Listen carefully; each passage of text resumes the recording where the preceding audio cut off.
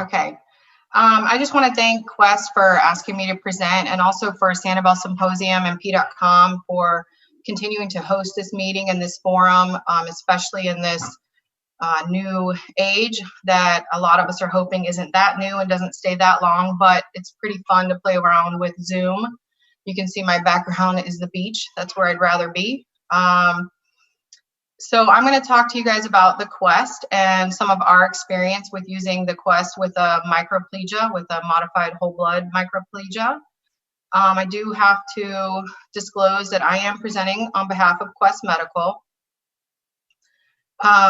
Cardioplegia. So when you talk about cardioplegia, cardioplegia is used to stop the heart, provide a motionless, bloodless field for the cardiac surgeon. That's the main goal. Every heart surgery across the world that requires a stopped heart uses some form of cardioplegia. When you research cardioplegia and look out there, there's so many different formulas. The CAPS pharmacy, which is basically a mail order pharmacy that your pharmacy can order from, their catalog in December of 2019 had 35 different products that you could order and you could use. So is there a gold standard? What's the best? Is this witchcraft?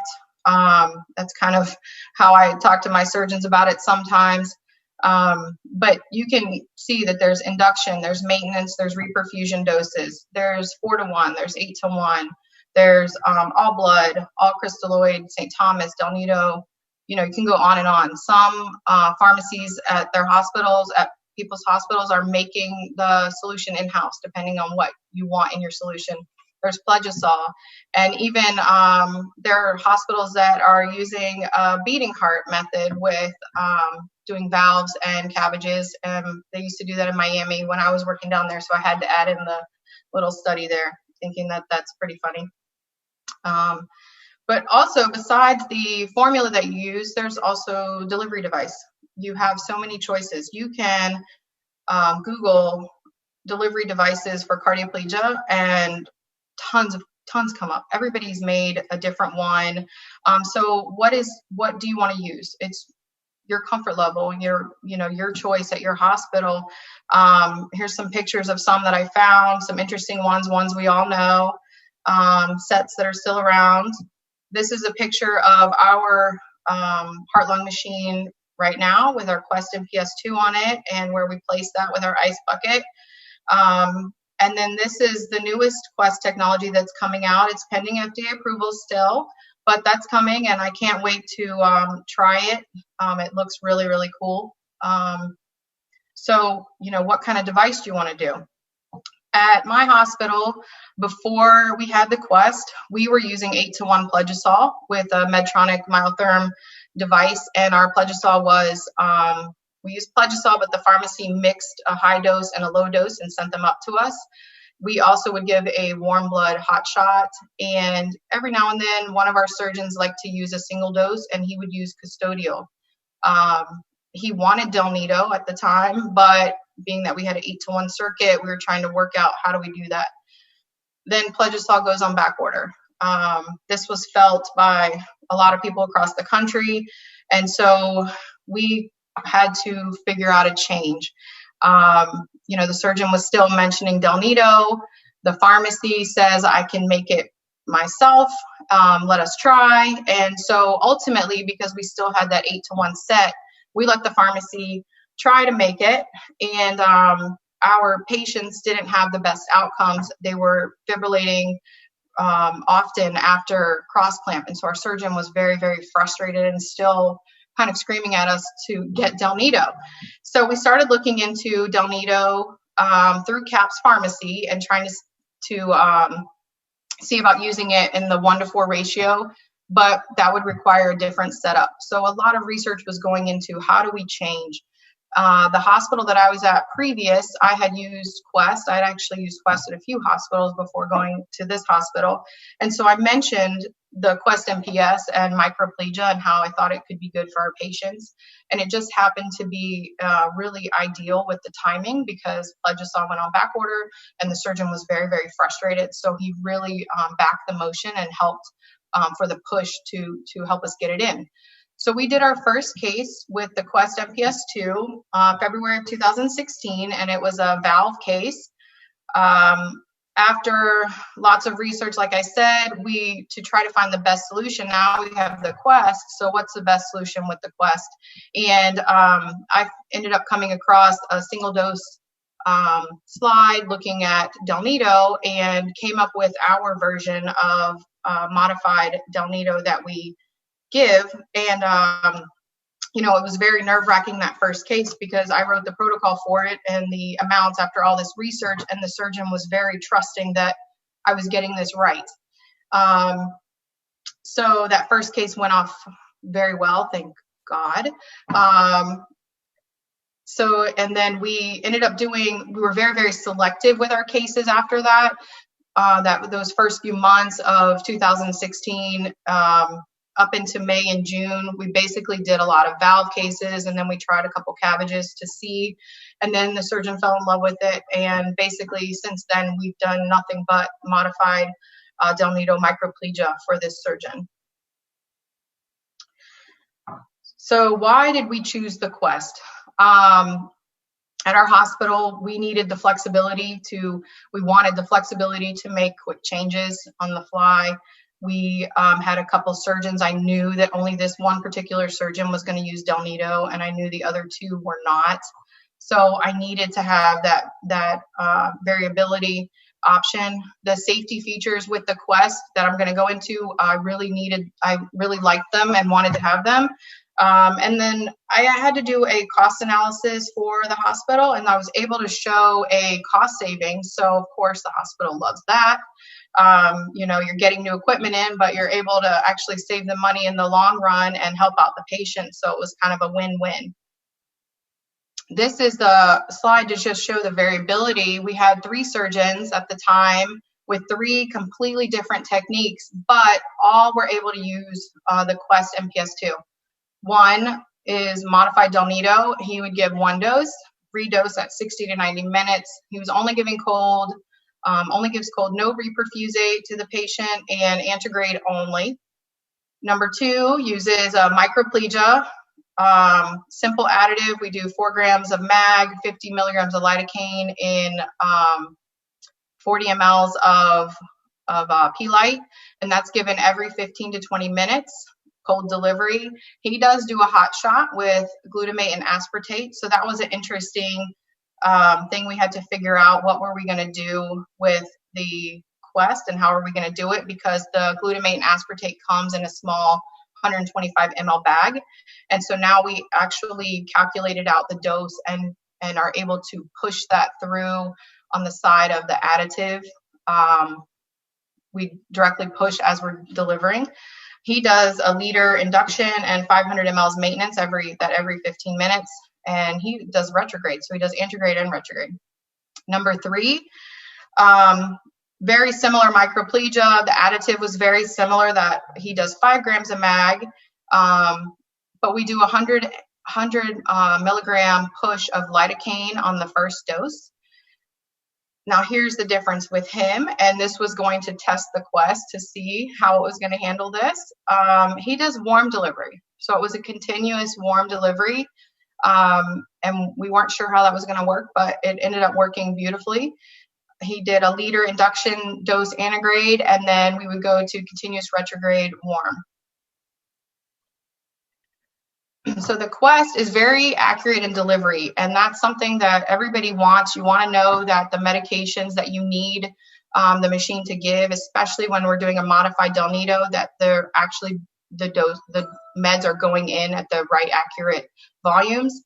So the Quest uses dual piston pumps for the blood, and that when it pulls from the circuit, it's a passively filled system. So those piston pumps do not both go back and fill at one time. They go opposite of each other, and they're passive, so they're not actively pulling anything. You're not going to pull air out of solution from your oxygenator, which I know is a fear. The additive and the arrest cassettes, you can see here, are both single piston pumps. All the piston pumps are 4,000 steps on one screw. So this allows for very fine tuning in and dialing in of the medications for delivery. So it is very, very accurate that 4,000 steps allow it to, you can dial down to 1 ml per liter. There's a synchronicity between delivery flow rate and drug infusion rate. And what that means is, in your head, you would think that, okay, I'm flowing high, I'm also giving a lot of arrest and additive, but that's not the case. So with the Quest, you can flow at 400 mLs a minute as your flow rate for your blood, but your arrest agent and your additive are only going to infuse at the dose that you dial in. So just because your flow rate might be high doesn't necessarily mean that your arrest and your additive are going to be giving any faster. They're going to still deliver at the amount that they're supposed to. So accuracy was very, very important for us. Safety and flexibility. I have a team of 7 perfusionists, and I do have per diem staff that rotate through, and 3 surgeons with each with different protocols that you could see. So it was very important to have something that was really safe with our big team, and to be flexible for those surgeons. The system has built-in pressure sensor.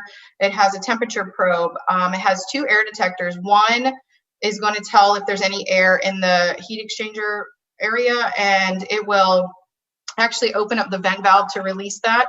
There's also air detector on the delivery line, and if air were to go down your delivery line, that's going to clamp off. So knowing those safety features with air, especially, and pressure, you cannot blow this thing up because that vent valve is going to pop open if your pressure is over a certain limit.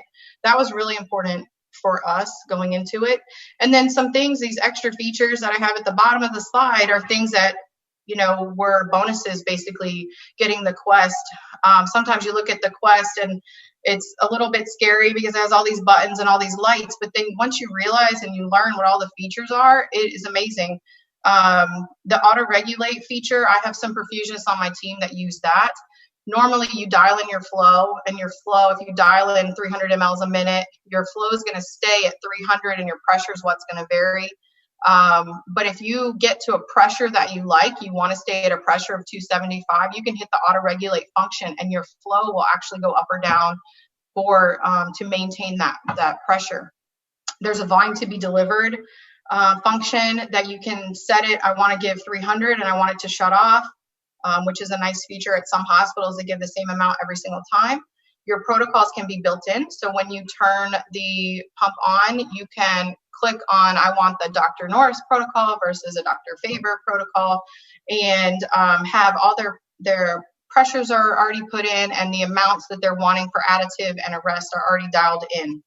It has an ischemic timer, which we all love timers. So it not only will count up for us for in between our doses, it beeps at you to remind you. And then it has a lot of different ratios. You can give all blood, which is the microplegia, but you can give all crystalloid if you're needing to give a different solution through the Quest. And then you can have ratios of your blood from 1 to 9 all the way to 66 to 1. So the meat of this presentation is to talk about the study that we did of our experience with Quest, and also the modified Del NIDO. So we did it's a retrospective study comparing high risk versus low risk patients that utilized the modified Del NIDO. And there we go. The pre-op characteristics of these patients. When we looked at the surgeon that initially wrote everything out and looked at everything, he divided the high risk and low risk and put high risk. They decided that high risk was going to be combined cabbage valve procedures, double valve or higher procedures, or patients at an EF lower than 40%. So you can see from this chart, I highlighted the significant ones that, in green. The average EF of the low risk patients was 60%, and the average EF of the high risk patients was 38%. 38% of the high risk patients were class 3 or 4 heart failure versus 13% of the low risk patients. The STS risk scores were only 1% in the low risk patients versus 4% in the high risk patients. In looking at the study, when we started to actually look through these patients to see how many were done, we did find 410 patients from February of 16 when we first started to December of 17, and that were divided out. But once we started looking into the procedures that were done, they decided that any aortic procedures were going to be excluded from the study. So we ended up with a population of 367, 236 were low risk and 131 were high risk. And our operative mortality rates were 0% in the low risk population and 7% in the high risk population. So, and then when you look at the post-op results, the areas that I highlighted are blood transfusion, cardiac arrest rate, prolonged length of stay, and prolonged ventilation greater than 24 hours. In the high-risk patients, these four items, these four events occurred more often in those high-risk patients. And the highest mortality was shown in high-risk population if a post-op VAD was added to those patients. So how do we do it? It's JFK Medical Center. It's Dr. Marcos Norris that is using this protocol. And the way I teach it to anyone coming in or students or, I have a couple new grads, is the dose needs to be given hard and fast. We say to start at a flow rate high enough to generate a pressure to close the aortic valve. Usually that pressure is 300 to 320.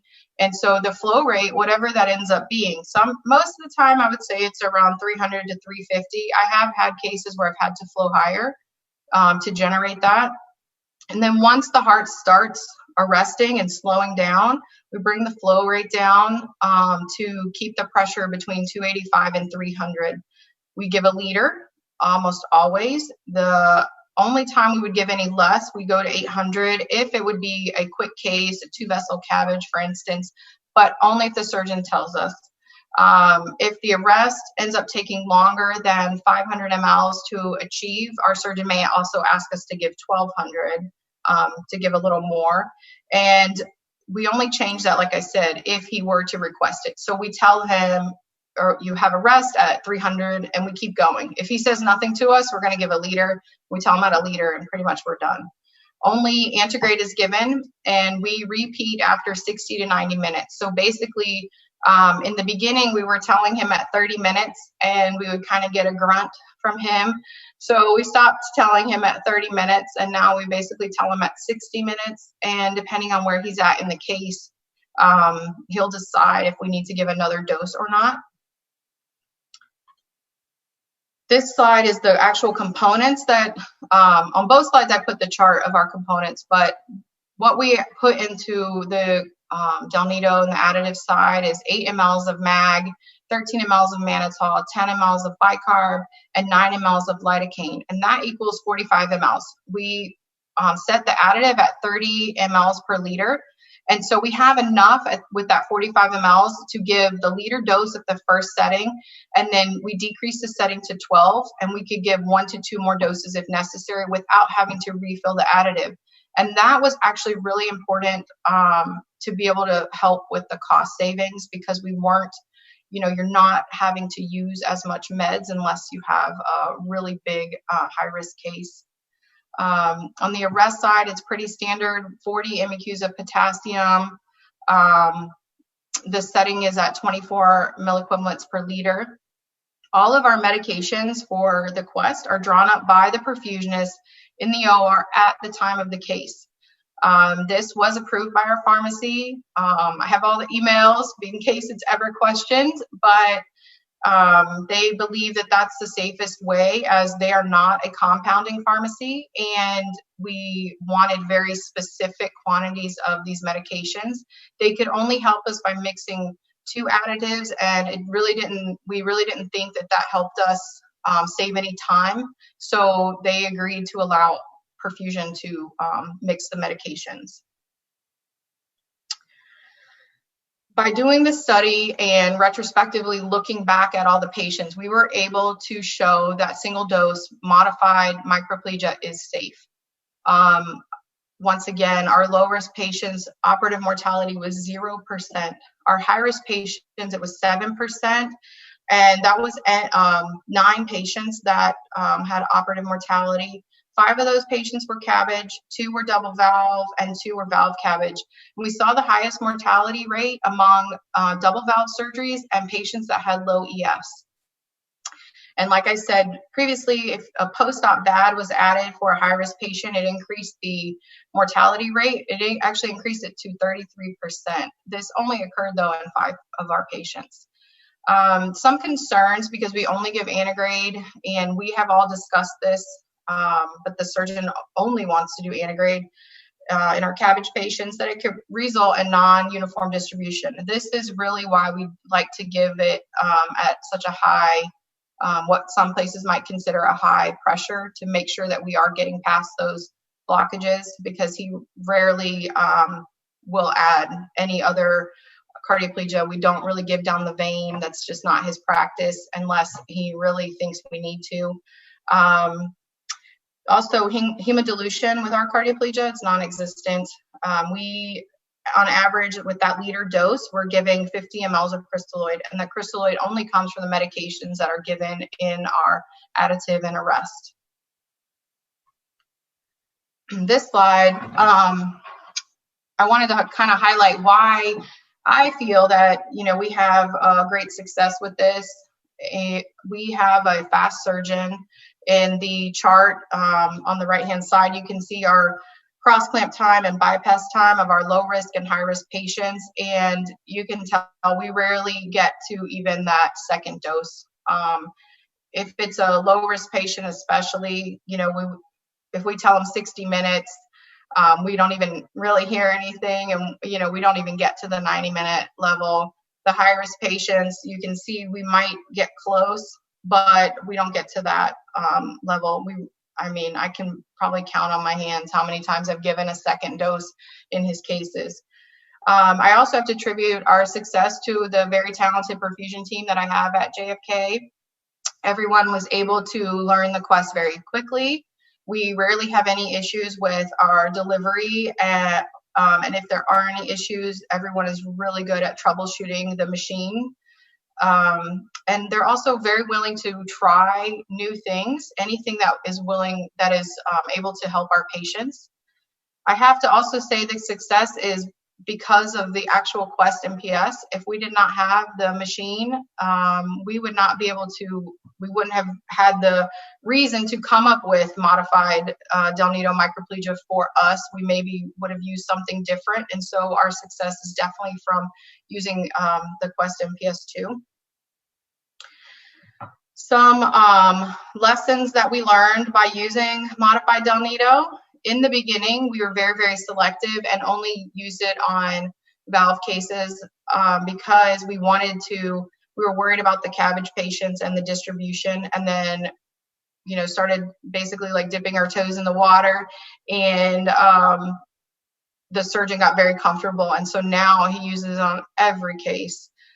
We did learn that in hypertrophied LVs, we might need to give a larger dose in the beginning, and that we will need probably more frequent redoses. We try to give it 60 minutes. We may actually try to give sooner than that, depending on the surgeon, the case, the patient. But that's something that we definitely look for in these patients. It's very rare for the heart to reanimate during cross clamp. We do not have defibrillation issues after, or we don't have to defibrillate. Our patients' rhythms either spontaneously come back, or sometimes they require pacing for a short period of time, but they're not fibrillating post-cross clamp. Some difficulties with an AI patient, because we only are giving antegrade.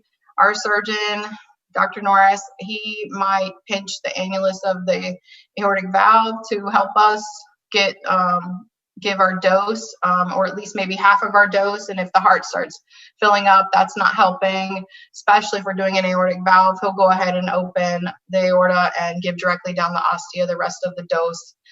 And one of, I think, the biggest lessons that we learned, and that sometimes at our hospitals we take for granted, pharmacy is our friend. We had to befriend pharmacy because we need these 5 medications every day. Dr. Norris can do 250 open cases a year by himself, and that's sometimes 2-3 a day. And so pharmacy, we have to communicate with them regularly to make sure we have what we need in our Pyxis. They communicate with us if anything is going on back order, or maybe the vial is going to look different. But that was something, we knew pharmacy, but to be in this close communication with them, that was really key to our successes in getting this going and keeping it going. And then some lessons we learned with the Quest. So the Quest is easy to learn, but like I said, I love it. It sits on my pump and it lights up and it looks like a little spaceship, and it has all its little buttons. But if you've never used it and you walk in to see it and now you're supposed to learn what all that means, it's a little scary. And so the learning curve that it's hard. The learning curve is with your comfort. And I have to compare it to your iPhone. When you first got an iPhone or a smartphone, it wasn't easy. You know, you had to, oh my gosh, now I have to use a fingerprint to get into the phone, or now it's my face to get into my phone, and finding all the apps and everything. But now you can't live without it. So, you know, you can get through that learning curve. It's not that bad. When this year or last year in 2019, we were very blessed and were able to buy all new equipment for our cardiac ORs. And so in doing so, we got new heater coolers. So we had 3 Ts, and when we switched, we decided to take the Quest and use the ice bucket, which is how it was intended to use. But there were some learning curves and lessons with using the ice bucket that we didn't have previously. We learned very quickly that the ice bucket has to be mounted on the pump higher than your heat exchanger of your Quest, because you can get air bubbles trapped inside the internal heater of the Quest. We didn't know that before because the 3T pushes with pressure and a high flow, and so it just automatically would remove the bubble. But now that we're using a gravity system, basically, we had to figure that out. For us, sometimes ice is difficult to find in the OR. When we initially got the Quest with the ice bucket, there was this big, nice ice machine, and then all of a sudden one day it was off, and then it was switched out to a really small machine that we currently have. But it only provides enough ice for 2 cases pretty much simultaneously. So we had to figure out where's all the ice in the OR and the hospital, and actually found a really nice spot where we can get buckets full if we need it. Something else we learned, we're in Florida, South Florida, and so ice melts. Yes, our ORs are cold, but ice melts pretty quickly. So what we had to figure out is how do we run the Quest in an ice bucket, especially if you're very independent on your case and there's no one there to help you get more ice. So we found that the Quest has a built-in ice conservation mode. And what happens is that it only pulls cold water from the ice bucket every 5 minutes. So it's helping to preserve that ice. And then the other thing we learned by switching to the ice bucket is that we are actually getting better cooling with the ice bucket. You'll see in my last slide where I talk about a 10-degree delivery. Well, now we're able to give at about a 6-degree delivery with the ice bucket. We learned that we can make changes very easily on the fly. In the middle of your case, your potassium's high, you can decrease your arrest amount without any harm to the patient. If you come back and your K is at 6, you just dial it down. If you're already on low dose and you're at 8, maybe of your 8 MEQs per liter on your arrest, dial it down to 6, dial it down to 5, maybe give a dose without any. But that really helped us was something that we really like, because we can really control our potassium a lot better with using the Quest. And for us, our third surgeon, the first 2 have stayed, have been present for a lot through this whole time. But the third surgeon has, we got a new third surgeon, and then he left. And so now we are in the process of finding another third surgeon. And so what we learned is that this technology is adaptable to any surgeon and any cardioplegia formula that you are presented with. Anybody that comes in, if you have a traveling surgeon, it's very easy to figure out what they need. If they want to use warm or cold, or any combination of anything, you can dial it into the Quest. So some kind of limitations of our study and future ideas. It was a non-randomized study. We did use retrospective data, but we had a very large cohort of patients. It was only one surgeon at one institution, and we did have lack of a control group. So the best thing would be to do a blinded, randomized controlled trial, of course. But if we were to ever do something like that, maybe some things we might want to look at is possibly measuring myocardial enzyme levels pre and post, and then possibly myocardial temps to assess the 10-degree delivery, which I just said we are now able to achieve a 6-degree delivery, but what is it in the myocardium? And something that a future idea is that Quest recently released a 16-core heat exchanger, and so we're probably going to look at using that on our cases. The current heat exchanger is 10-core, and going to the 16 is a 67% increase in surface area, which equals cooler temps of your cardioplegia. And that is all I have. I want to say thank you to you guys for allowing me to present. I also, like everyone, want to say thank you to all the healthcare workers and frontline responders. As some people may know, my husband is a police officer, so we have a unique situation where both of us are frontline in the front of COVID all the time, as a lot of you are as well, and just want to say thank you to everyone's efforts.